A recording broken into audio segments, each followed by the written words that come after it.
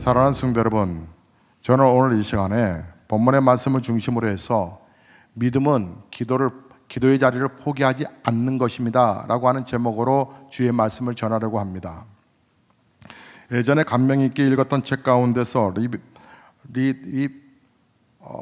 업이라고 하는 책이 하나 있습니다. 쉽게 말하면 관계성이라고 하는 이야기인데요, 리처드 와이즈먼이라고 하는 사람이 쓴 책입니다. 즉 행동이 관계성을 통해서 행동이 바뀜으로 운명이 바뀐다라고 하는 그런 이야기들입니다. 성큼성큼 걷는 이 발걸음이 있는 사람과 신발을 질질 끌면서 걷는 사람들이 있는데, 두 사람은 분명하게 삶의 방향과 삶의 긍정의 부분이 다르더라고 하는 것입니다. 성큼성큼 걷는 사람이 긍정적이고 진보적이라는 것을 말해주고 있습니다. 그 책 내용 가운데 이런 내용이 있습니다. 우울증에 걸린 사람인데 그 사람이 이 보토스를 미간에 이렇게 맞게 되었습니다. 보토스를 맞게 되자 어느 날 우연히 봤던 그 얼굴 속에, 나는 너무 괴로운데 얼굴 속에 비춰진 자기 모습은 뭐 괜찮더랍니다. 그 거울 속에 비춰진 나의 모습이 우거진 그 전의 모습이 아니라 평안해져 보이는 듯한 얼굴의 모습을 보면서 스스로가 내 얼굴의 모습 속에서 내가 자유롭게 되었다, 즉 평안함이 있구나 라고 하는 착각이 우울증에서 벗어났다라고 하는 이야기입니다. 지금 삶이 자신이 원하는 것이 아니라면 자신을 지배하는 습관과 이별해 보자는 것이죠.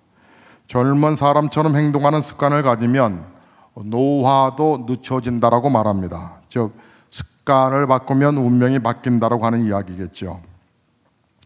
깊은 신앙적인 그런 체험적인 이야기는 아니나 제 관심을 끄는 부분이 있었습니다. 여러분, 제가 몇 명을 호명할 텐데 호명을 하면 이 사람들이 어떤 사람들인지 여러분이 한번 맞춰보셨으면 좋겠습니다. 착하면 아실 수 있어서 요즘 사람들을 얘기해 보도록 하겠습니다. 이상윤, 유이, 정지훈, 애은, 이홍기, 관보름,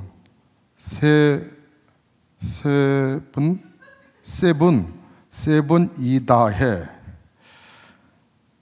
여러분 여기까지 아시겠습니까? 여러분은 저의 세대이기 때문에 잘 모르실 겁니다. 그러면 좀 가까이 가겠습니다. 현빈, 강소라. 모르시겠습니까? 카이, 크리스탈. 마동석, 애정화. 아직 감이 덜 잡히십니까? 김국진, 강수지. 희준, 소율. 김주혁, 이유영. 김소율, 빈. 이동휘, 정호연. 자, 공감을 더 갖게 할까요? 김무성, 노사연. 최수종, 하희라. 김동현, 혜은이. 김승우, 김남주. 이제 아시겠죠? 요즘 연예인들이 영화나 연극에서 연인 역을 맡아서 연기하던 배우들이 실제 사랑에 빠져 연인처럼 그렇게 관계성을 갖다가 결혼하는 사례가 많다는 것입니다. 열거했던 사람들뿐만 아니라 외국 사례도 있습니다. 헐리우드 배우 리처드 버튼과 엘리자베스 테일러는 1963년 영화 클레오파트라를 함께 찍다가 사랑에 빠졌고, 브래드 피트와 엔젤리나 졸리도 2005년 미스터 미세스 스미스라고 하는 영화의 부부로 출연했다가 실제 연인이 되었다는 것입니다. 미국 심리학자 로버트 에스타인은 배우들이 영화를 찍다가 사랑에 빠지는 일이 왜 일어나는가 라고 하는 것을 알아보기 위하여 실험을 했답니다. 실험에 참가한 생면부지에 처음 보는 남녀를 짝을 지어주고 며칠 동안 박자에 맞춰서 함께 호흡을 하거나 연인처럼 그렇게 눈을 오래 응시하며 그런 보내는 시간들을 갖게 했습니다. 다음 날도 와서 똑같은 음악과 똑같은 춤을 추고 똑같이 응시하고 똑같이 몸에 닿지 않은 상태로 최대한 가까이 붙어 있게 했답니다. 며칠이 지나 실험 후 참가자 대부분이 상대방에 대해 친밀감을 느꼈다고 합니다. 일부 남녀는 그 사이에 시키지도 않은 키스까지도 진도가 나갔다는 것입니다. 에인슈타인의 결론은 이렇습니다. 사랑하기 때문에 연인이 되는 것이 아니라 연인처럼 행동함으로써 사랑의 감정이 만들어진다. 그러면서 이런 말을 합니다. 사랑이 우리를 바꾸는 것이 아니라 우리가 행동을 바꿀 때 최고의 사랑이 찾아오는 것이다 라고 하는 것입니다. 저는 그 책을 읽으면서 주님이 왜 그렇게 너희는 나를 바라보라 말씀하셨는가? 우리가 왜 교회 평생표처럼 주님을 닮아가는 교회가 되어야 되는가? 생면부지의 남녀가 서로 쳐다보는 것만으로도 친밀함을 가질 수 있다면 우리를 위하여 생명 내어주신 예수님을 우리가 온전히 바라본다면 어떤 일들이 내 안에서 영적 파급력과 영적인 능력이 나타나겠는가? 우리 모두는 하나님을 믿는 자들입니다. 생각하면 정말 놀라운 일이지요. 우리는 하나님을 믿지 않는 사람들을 안타까워하지만 세상 사람들이 우리를 보며 이상하게 생각할 수도 있을 것입니다. 하나님은 보이지 않기 때문입니다. 그러나 보이지 않는다고 하나님을 믿지 못한다는 생각도 안타까운 일입니다. 특별한 사진전이 세종문화회관에서 열린 적이 있었습니다. 여러분, 그것이 신문에 기사화가 됐는데 그것은 보이지 않는 시각이라고 하는 사진전입니다. 뭔 말이냐면요, 앞을 보지 못하는 시각장애인들, 그 시각장애인들이 카메라로 찍은 사진들을 전시한다는 그런 내용입니다. 이 사진전은 11번째 세계 순회전을 돌던 중에 우리나라 12번째에 오게 됐다 합니다.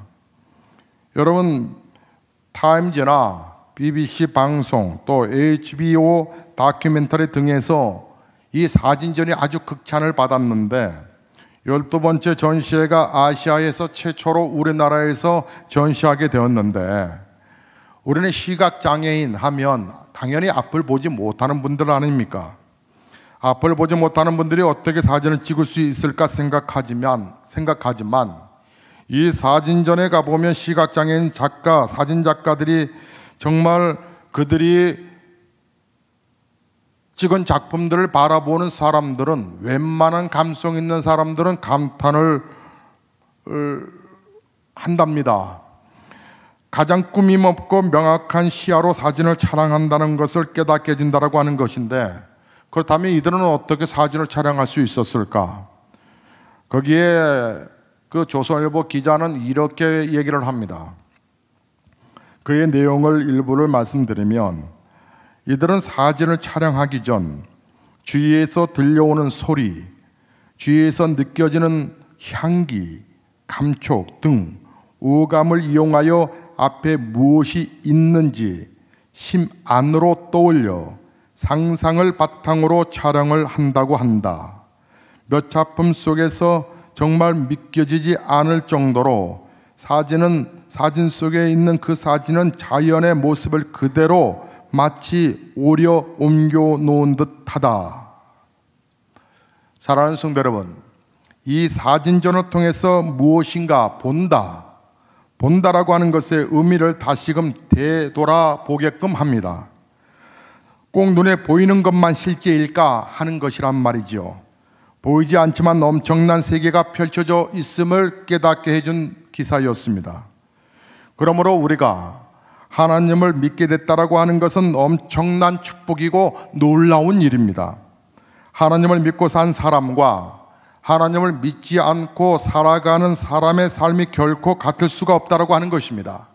그러나 하나님을 믿는다고 다 같지는 않습니다.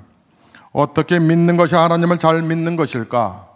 윌로우 로우는 경건한 삶을 위한 부르심이라고 하는 책에서 세상에서 가장 훌륭한 성도는 가장 많이 금식 기도를 하는 사람이 아니라, 가장 많이 구제한 사람이 아니라, 세상에서 가장 훌륭한 성도는 항상 하나님께 감사하고 모든 것에서 하나님을 찬양하는 성도다라고 말을 했습니다. 사랑하는 성도 여러분, 그러면 우리는 어떻게 하나님을 향하여서 감사하고 어떻게 하나님을 그 이름을 찬양하며 살아갈 수 있는 것일까요?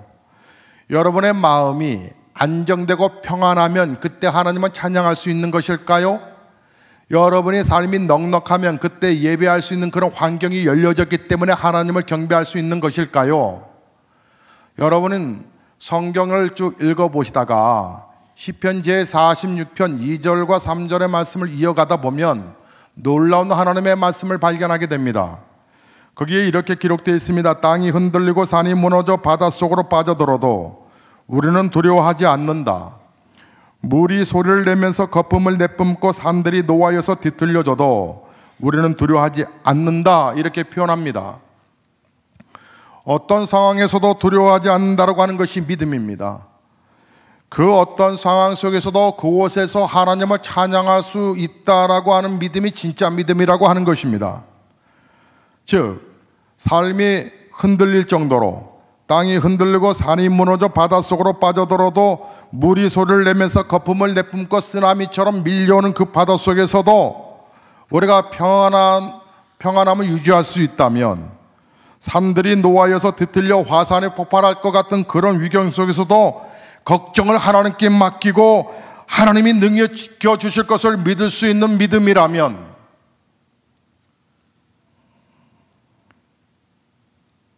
그 믿음이라면 진정 정말 믿음의 사람이라고 가히 말할 수 있을 텐데, 그렇다면 어떻게 우리는 그러한 경지까지 올라갈 수 있을까? 어떻게 하면 산이 흔들려도, 어떻게 하면 내 삶의 모든 전반적인 것이 다 흐트러지고 정말 이제 다 끝났어, 이제 죽을 것 같아, 모든 기반이 다 무너져서 아무것도 없어 라고 말할 때에도 나는 초연하게 그 하나님을 어떻게 하면 찬송하고 어떻게 하면 그 하나님의 이름을 부를 수 있단 말인가? 어떻게 하면? 서두에 말씀드린 것처럼 우리는 우리 주님과의, 하나님과의 친밀한 교제를 훈련하지 아니하면 그러한 거룩한 고백을 할 수 없다라고 하는 것을 우리는 힌트를 얻어야 합니다. 아마도 우리 예수님은 그래서 우리들에게 예수님을 온전히 바라봐야 할 것을 말씀하셨는지 모릅니다. 온전히 너희는 나를 바라보아라. 물론 우리의 생활의 환경 속에서 예수님을 바라보려고 해도 하나님은 보이지 않고 눈에 보이는 현실은 너무나도 커 보여서 순간순간 두려움과 염려에 무너질 수밖에 없는 환경 속에 살아가지만, 그러나 기도만은 포기하지 말아야 한다라고 하는 것입니다. 사랑하는 성도 여러분,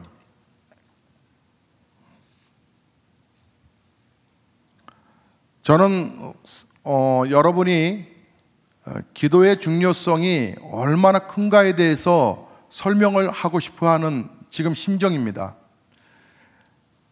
그래서 여러분이 산이 흔들리고 터가 움직이고 물결이 나를 정말 집어삼키려고 하는 그때 해도 요동하지 않는 믿음을 여러분이 품게 하기 위하여, 여러분이 초자연적으로 역사하시는 하나님의 능력을 믿고 흔들리지 않는 신앙과 믿음이 되게 하기 위하여 여러분이 정말 취할 액션에 대해서 말씀드리고 싶은 건데, 그것은 바로 새벽 기도입니다. 물론 새벽 기도한다고 하는 것이 정말 힘든 일입니다. 왜냐하면 오늘날 우리의 문화가 밤 문화이기 때문에 그렇습니다. 농경 문화 사회에서는 해만 떨어지면 그저 잠잤습니다. 지금은 12시가 넘어서 자는 일은 애사롭습니다. 우리 아이들 보면 학원에서 12시까지 학원 공부하고 밤 12시에서 또 도서관에 가가지고 거기서 또 한 2시간, 새벽 2시까지 공부하다가 들어오니 그 아이를 또 보호해야 할 부모들은 참에 얼마나 또 애도 고생, 또 양육하는 부모들 고생,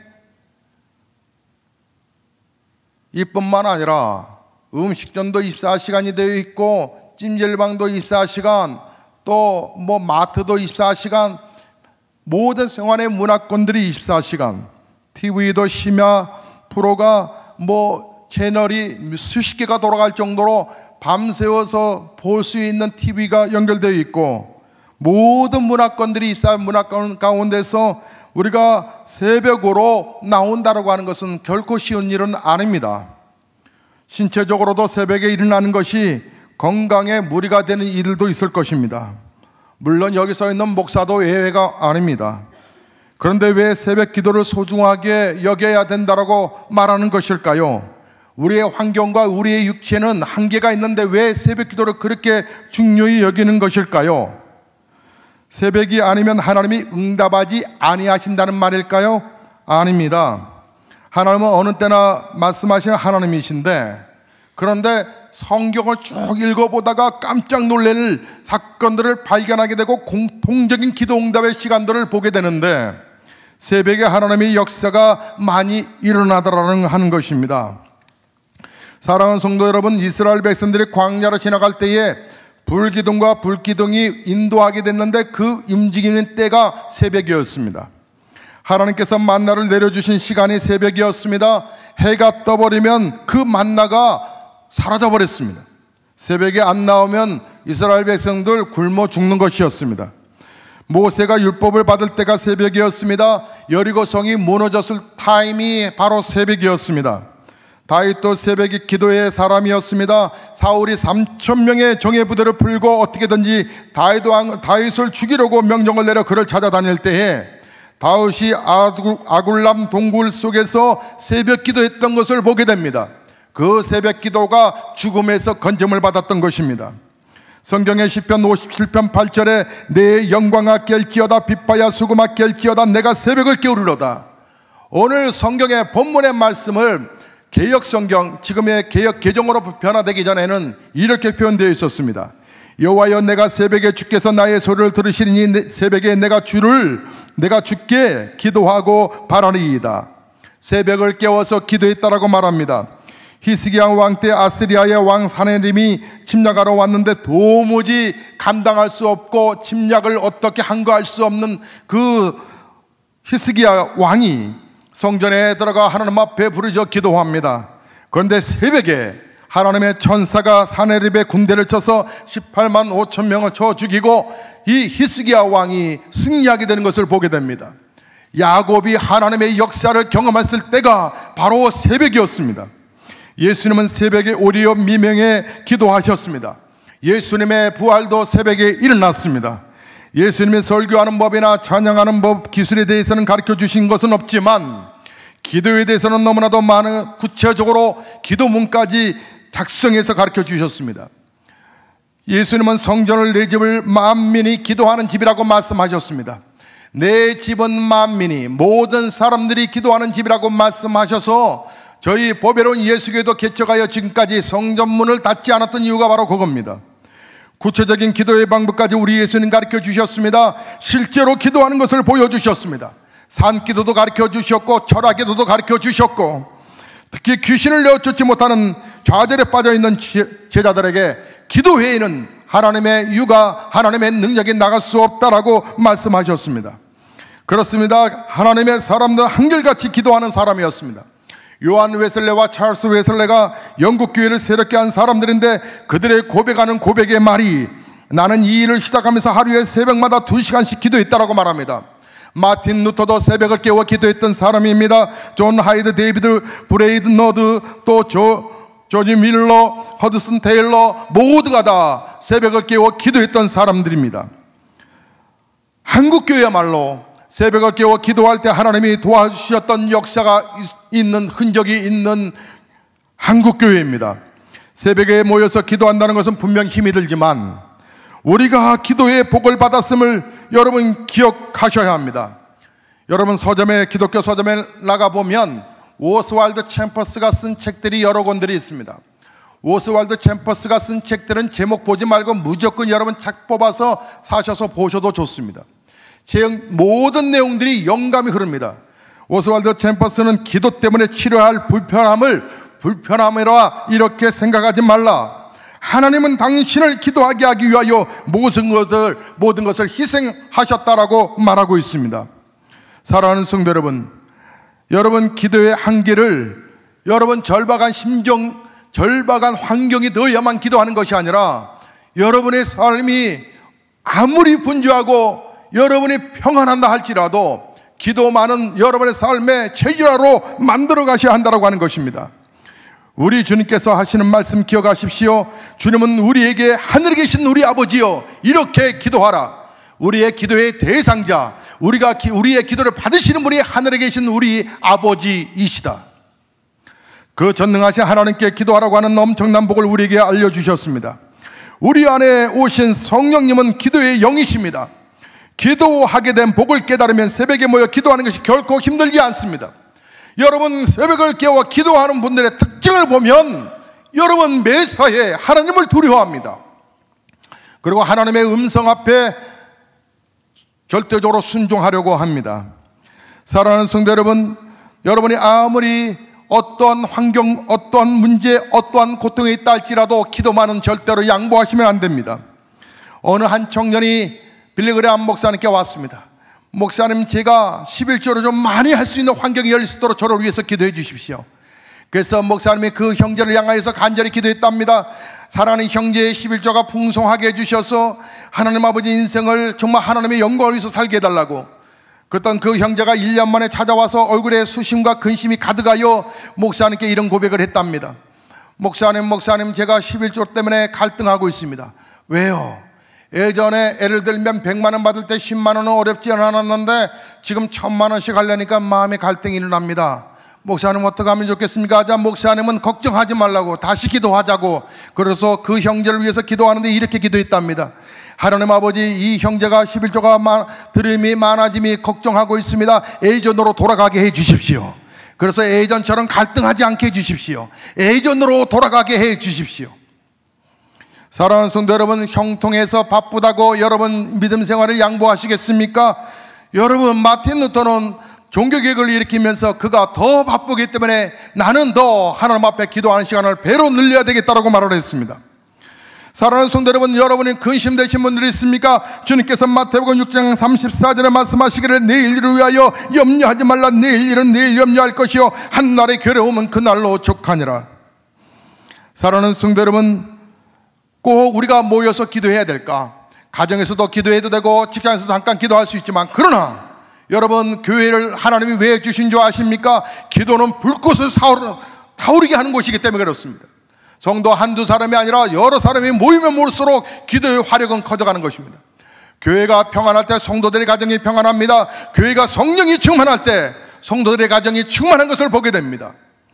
사랑하는 성도 여러분, 우리는 흔히 성령 충만한 성도가 있고 자기처럼 보통인 성도가 있고 타락한 성도가 있다라고 생각합니다. 그리스도인 중에 세 분류가 있다라고 하는 것이지요. 아닙니다. 성도는 두 분류밖에 없습니다. 구원받은 자와 구원받지 못한 자, 천국 갈 자와 지옥 갈 자. 마찬가지로 성령 충만한 그리스도인과 죄에 사로잡혀서 사는 그리스도인 두 종류밖에 없습니다. 그렇다면 성령 충만하지 않으면 어떻게 된다라고 하는 말일까요? 큰일 난다라는 한 얘기입니다. 여러분 이 심정을 가지고 여러분 기도하셔야 합니다. 역대상 28장 9절에 내가 만일 그를 찾으면 그를 만날 것이요 만일 내가 그를 버리면 그가 너를 영원히 버리시리라. 그는 하나님을 얘기합니다. 잠언서 8장 17절에 말씀합니다. 나를 사랑하는 자들이 나의 사랑을 입으며 나를 간절히 찾는 자가 나를 만날 것이니라. 나를이라고 하는 말은 하나님을 말하는 것입니다. 에레미야서 29장 13절에 너희가 온 마음으로 나를 구하면 나를 찾을 것이요 나를 만날 것이라고 말씀합니다. 히브리서 12장 2절에 말씀합니다. 믿음의 주여 온전케 하신 의인 예수를 바라보자. 그가 우리를 생명에서 죄악에서 생명으로 건졌다라고 말씀합니다. 요한복음 15장 4절에 말씀합니다. 내 안에 거하라. 그리하면 나도 너희 안에 거하리라. 여러분 하나님의 응답의 축복의 역사는 특별한 사람에게 쏟아지는 것이 아니라 생면부지인 사람들과의 만남, 가까이 있는 만남 속에서 연인으로 발전되어 가고 하나의 공통 관심사의 직업 속에서 연인으로 부부로 만들어져 가는 것처럼, 여러분이 하나님의 자리를 가까이 하실 때 하나님의 은혜 속에서 하나님과 친밀함이 시작된다는 사실을 여러분 놓치지 않기를 바랍니다. 여러분이 기도하는 자리에 서지 아니하고 어떻게 하나님이 역사하실 수 있겠습니까? 하나님의 음성을 듣는다고 하는 것은 다른 일을 할 때 하나님의 음성을 듣는 것이 아닙니다. 여러분이 믿음의 자리에 있을 때, 여러분이 기도의 자리를 양보하지 않을 때, 그때 하나님의 음성이 들려오는 것입니다. 여러분이 낭독하는 낭독이 기도 시간이라고 말하지만, 여러분이 낭독하는 그 시간이 하나님이 말씀하시는 시간이라고 하는 것입니다. 사랑하는 성도 여러분, 저는 여러분이 영적으로 깨어있는 신자가 되기를 바라지, 여러분이 티미티미한 신자 되기를 정말 원치 않습니다. 여러분의 영혼이 분명히 있다고 하는 것을 기억하십시오. 여러분이 인정하든 인정하지 아니하든 사람은 영으로 지음을 받았습니다. 육으로만 살다가 밥만 먹다가 끝나는 인생이 아니라, 우리의 영은 이 세상을 떠나게 되면, 우리가 육신의 장막을 벗게 되면 우리의 영은 빠져나와 지옥이든 천당이든 둘 중에 하나로 갈라지게 될 것입니다.